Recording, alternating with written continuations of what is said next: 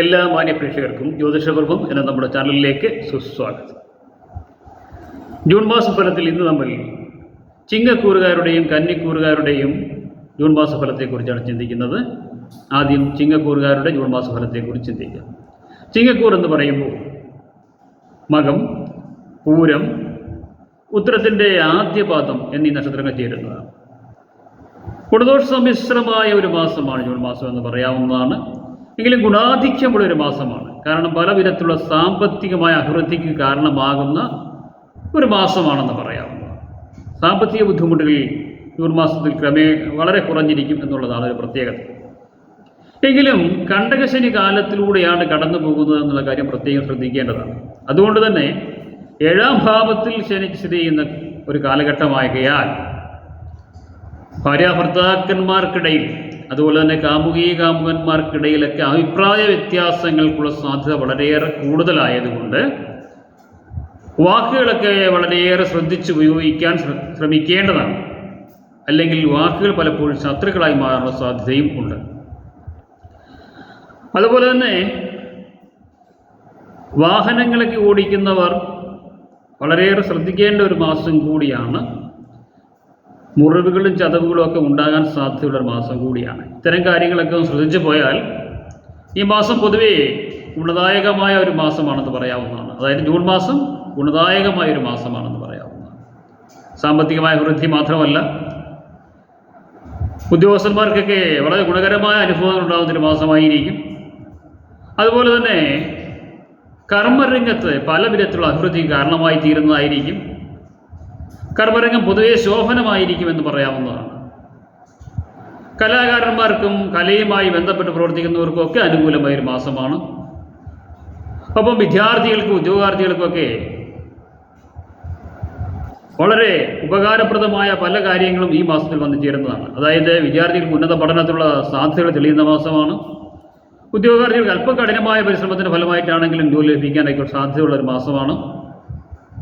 അങ്ങനെ പൊതുവേ ഗുണാനുഭവങ്ങൾ ഏറെയുള്ളൊരു മാസമാണെങ്കിലും കുടുംബത്തിൽ ചില പ്രശ്നങ്ങളൊക്കെ ഉണ്ടാകാനുള്ള സാധ്യത ഉള്ളത് കൊണ്ട് തന്നെ വാക്കുകളുടെ കാര്യത്തിൽ, വാക്കുകൾ ഉപയോഗിക്കുന്ന കാര്യത്തിൽ, അല്ലെങ്കിൽ വാക്കുകൾ മൂലം ശത്രുക്കൾ ഉണ്ടാകാനുള്ള സാധ്യത വളരെ കൂടുതലാണെന്നൊരു ചിന്തയിൽ പ്രവർത്തിച്ചാൽ, അതായത് നന്നായിട്ടൊക്കെ പൊതുവെ ദേഷ്യമൊക്കെ കുറച്ച് വാക്കുകളൊക്കെ തന്ത്രപരമായൊക്കെ ഉപയോഗിച്ചാൽ കുഴപ്പങ്ങളില്ലാത്തൊരു മാസമായി തന്നെ മുമ്പോട്ട് പോകുന്നതായിരിക്കും.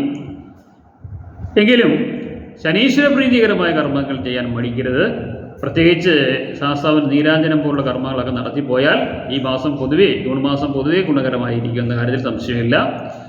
അപ്പോൾ എല്ലാ ചിങ്ങക്കൂറുകാർക്കും നല്ലൊരു മാസം, നല്ലൊരു ജൂൺ മാസം ആശംസിച്ചുകൊണ്ട് കന്നിക്കൂറുകാരുടെ ഫലത്തിലേക്ക് കടക്കും. കന്നിക്കൂർ എന്ന് പറയുമ്പോൾ ഉത്രാടം മുക്കാൽ, അത്തം, ചിത്തിരയുടെ ആദ്യത്തെ 2 പാദങ്ങൾ എന്നിവ ചേരുന്നതാണ് കന്നിക്കൂർ എന്ന് പറയുന്നത്. വളരെ ഭാഗ്യമുള്ളൊരു മാസമായിട്ടാണ് ജൂൺ മാസത്തെ കണക്കാക്കാവുന്നത്. ഭാഗ്യം കൊണ്ട് തന്നെ വളരെയേറെ ഗുണാനുഭവങ്ങളും കന്നിക്കൂറുകാർക്ക് വന്നു ചേരും. അതുകൊണ്ട് തന്നെ ഗുണാധിക്യമുള്ളൊരു മാസമാണ് കന്നിക്കൂറുകാരെ സംബന്ധിച്ചിടത്തോളം ജൂൺ മാസം എന്ന് പറയാവുന്നതാണ്. അതായത് ഊഹക്കച്ചവടത്തിൽ നിന്ന്, അതുപോലെ റിയൽ എസ്റ്റേറ്റുകാർക്കൊക്കെ ഗുണദായകമായൊരു മാസമായിട്ട് ജൂൺ മാസത്തെ പറയാവുന്നതാണ്. ബിസിനസ്സുകാർ, പുതിയ സംരംഭകർ എന്നിവർക്കൊക്കെ ജൂൺ മാസം വളരെ ഗുണകരമായിരിക്കും. അതുപോലെ തന്നെ ഉദ്യോഗസ്ഥന്മാർ, കലാകാരന്മാർ എന്നിവർക്കൊക്കെ പൊതുവെ ഗുണദായകമായ ഒരു മാസമായിരിക്കും ജൂൺ മാസം എന്നുള്ളതാണ് ഒരു യാഥാർത്ഥ്യം. എങ്കിലും ചില കാര്യങ്ങൾ പ്രത്യേകം ശ്രദ്ധിച്ച് പോകേണ്ടതാണ്. പ്രത്യേകിച്ച് 7ാം ഭാവത്തിൽ രാഹുവും ചൊവ്വയും കൂടെ ഒക്കെ സ്ഥിതി ചെയ്യുന്നൊരു കാലഘട്ടത്തിലൂടെ കടന്നു പോകുന്നത് കൊണ്ട് തന്നെ വാക്കുകളൊക്കെ ഉപയോഗിക്കുന്ന കാര്യത്തിലും ഒക്കെ ഒന്ന് ശ്രദ്ധിച്ച് പോകേണ്ടതാണ്. അതുപോലെ തന്നെ ദൂരയാത്രയ്ക്കൊക്കെ പോകുന്നവർ വളരെയേറെ ശ്രദ്ധിക്കേണ്ട ഒരു കാലഘട്ടം കൂടിയാണ് എന്ന് പറയാവുന്നതാണ്. എങ്കിലും ക്ഷേത്ര ദർശനത്തിനും തീർത്ഥാടനത്തിനൊക്കെ അവസരങ്ങൾ ഉണ്ടാകുന്ന ഒരു മാസം കൂടിയാണ്. വിദ്യാർത്ഥികൾക്കൊക്കെ വിദേശവാസം, ഉപരിപഠനാർത്ഥം വിദേശവാസത്തിനേക്കുള്ള സാധ്യതകൾ തെളിയുന്നതാണ്.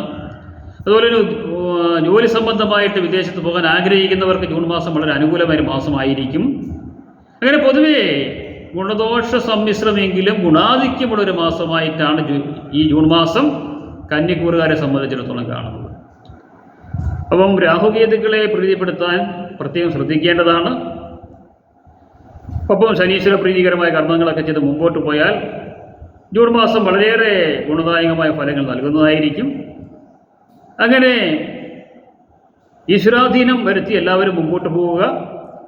ഏറ്റവും അനുകൂലമായൊരു മാസമായിരിക്കും ജൂൺ മാസം എന്ന കാര്യത്തിൽ സംശയമില്ല.